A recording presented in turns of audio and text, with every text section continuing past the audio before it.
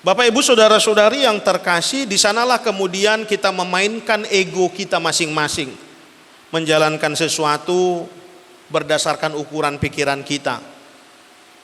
Orang bilang itu salah, yang sana bilang itu salah, yang sana bilang itu salah. Kalau kita bilang itu benar, ya sudah benar saja menurut kita.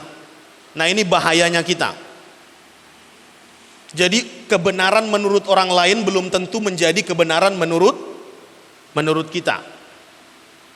Akhirnya rusaklah hubungan manusia dengan Tuhan. Karena ketika kita sudah lebih mengedepankan pikiran kita, apa yang tidak baik bagi dunia ini belum tentu tidak baik bagi kita.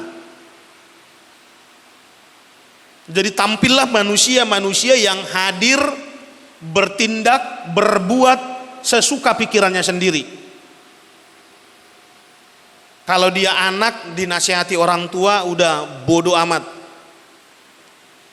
Dia akan bilang yang jalanin kan saya. Ngapain mempertimbangkan omongan orang tua? Orang yang jalanin saya.